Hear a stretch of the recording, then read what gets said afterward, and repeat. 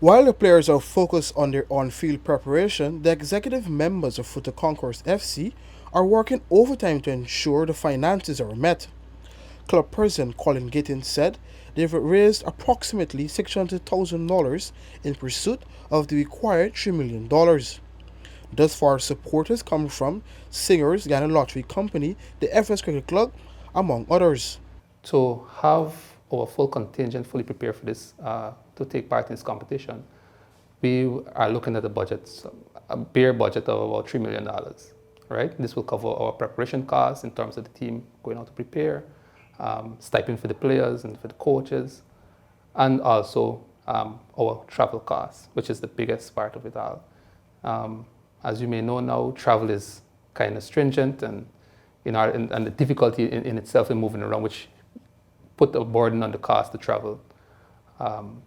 Concacaf is providing some form of subvention in terms of the travel fares, but of course we have the final part of it, right? So our budget is about $3 million. So far we have been able to raise about $600,000.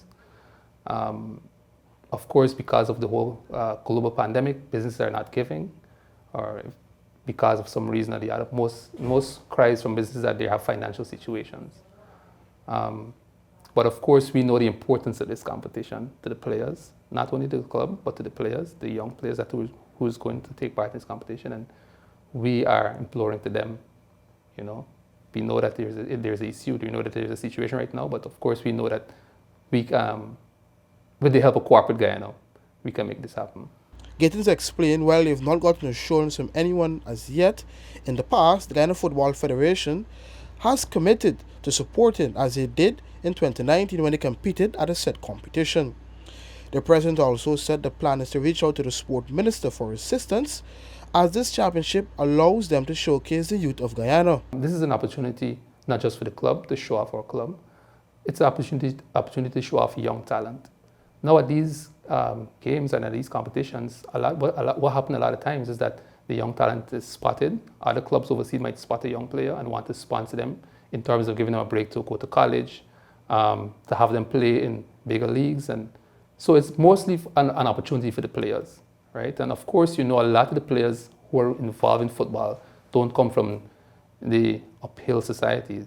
They're from the neighborhoods like Tocqueville and so on, the less fortunate areas. And these are the people who need the help.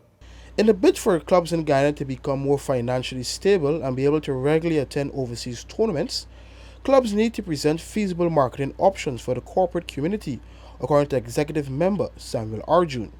And what clubs with that model bring to the table is the exposure. They have their social media page, and all of these things can be monetized. All of these things can be monetized. The t-shirts, the apparels, each part can be monetized and be sold to corporate Guyana. Making it a club not coming hat in hand to corporate Guyana, because the perception is, the perception with sports in Guyana is that clubs come begging. But I think if we change that, if club can change that now, come with a business proposition to corporate Guyana and present the case and present the opportunity as to what they will bring. What is the return on investment? Yes, there's a corporate social responsibility, but beyond that, there's return on investment for the company, and the company have to see. A contingent of 23, 18 players and 5 management staff are eyeing to arrive at minimum 2 days prior to match day on April 23rd, since no quarantine is needed. However, the contingent needs to return 2 negative results on a PCR test. For the newsroom, Akim Green.